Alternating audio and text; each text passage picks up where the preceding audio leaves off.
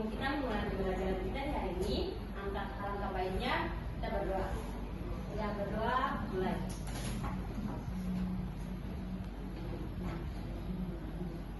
Amin.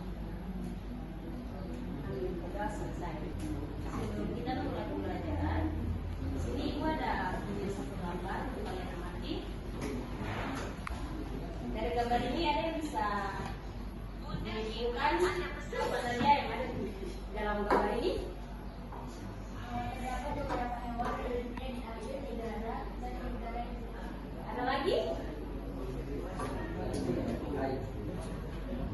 Pada gambar itu ada ruang, air, pohon, tuai. Oke, baik. Dari gambar ini, terus ada yang teman-teman sudah jelaskan, ada hewan, tumbuhan, gambar, hewan, tumbuhan, sungai. Ada yang bisa menyimpulkan apa yang kita pembelajaran kita hari ini tentang apa dari gambar ini? Ya, betul sekali. Hari ini kita akan belajar tentang ekosistem. Adapun tujuan pembelajaran yang dapat kita tempuh hari ini, yang pertama, peserta didik dapat mendiskusikan pengertian ekosistem. Yang kedua, peserta didik dapat mengetahui apa saja penyusun ekosistem. Dan yang ketiga, peserta didik mengetahui dampak aktivitas manusia terhadap ekosistem. Nah, ada yang tahu apa itu ekosistem? Hubungan berbalik antara hewan dan manusia. Ya, baik sekali. Tepuk tangan untuk teman kita. Nah, ekosistem adalah interaksi antara makhluk hidup dengan lingkungan biotik dan abiotik. Contoh ekosistem yaitu ada dua. Yang pertama itu ada ekosistem alami dan ekosistem buatan. Ekosistem alami adalah ekosistem yang terbentuk secara alami tanpa campur tangan manusia. Ekosistem alami terbagi menjadi dua jenis, yaitu ekosistem darat dan perairan. Contoh ekosistem darat seperti hutan, sedangkan ekosistem perairan seperti rawa, danau, dan laut. Ada yang bisa baca ekosistem buatan? Para kakak semua? Silakan. Ekosistem buatan adalah ekosistem yang sengaja dibuat oleh manusia. Contoh dari ekosistem buatan antara lain kolam, akuarium, sawah, kebun, dan sebagainya. Ya, seperti yang teman kita sudah baca bahwa ekosistem buatan itu seperti kolam, akuarium, sawah, kebun, dan sebagainya. Yang kedua itu ada komponen ekosistem. Yang pertama, komponen biotik. Ada yang bisa bilang komponen biotik itu apa?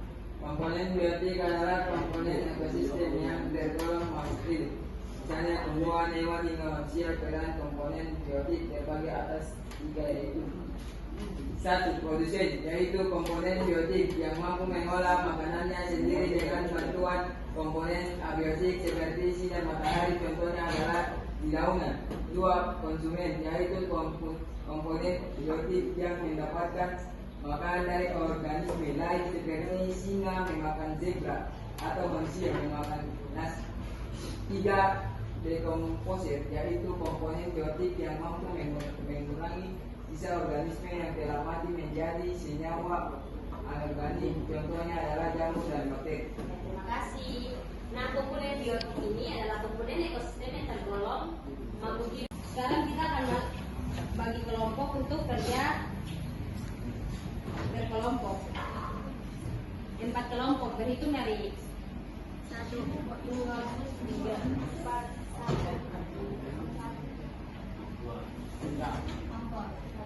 2, membagikan RKPD. Nanti tulis nama kelas, terus nama kelompok ya. Kelompok 1, kelompok 2. Kelompok 1.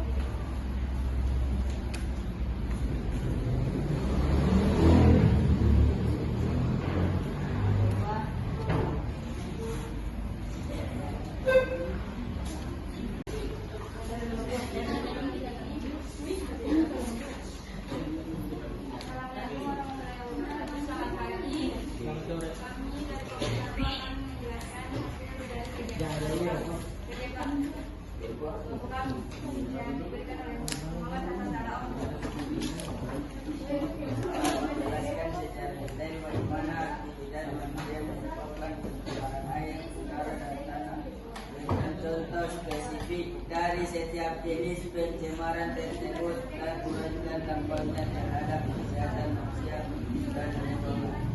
Bagaimana solusi untuk mengurangi ketiga jenis pencemar?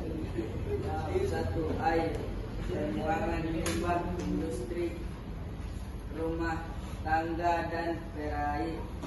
Assalamualaikum warahmatullahi wabarakatuh. Selamat menonton diskusi kami kepada pemateri. Silakan. Soal jelaskan kontribusi aktivitas manusia terhadap perubahan iklim dengan fokus pada emisi gas rumah kaca. Jawabannya, aktivitas manusia berkontribusi terhadap perubahan iklim melalui emisi gas rumah kaca karena pembakaran bahan bakar fosil, deforestasi, adaptasi terhadap perubahan iklim dapat dilakukan mengurangi emisi gas rumah kaca dan menyesuaikan diri terhadap dampak perubahan iklim. Demikian presentasi dari kami. Apakah ada pertanyaan? Tidak. Jika tidak ada pertanyaan, kami tutup. Wassalamualaikum warahmatullahi wabarakatuh. Sudah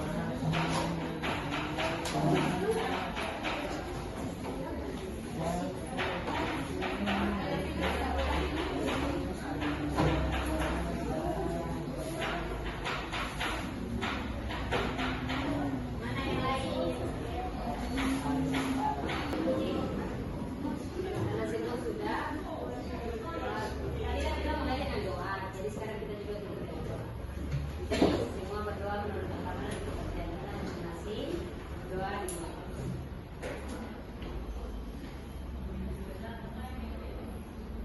Amin. Amin. Berdoa selesai.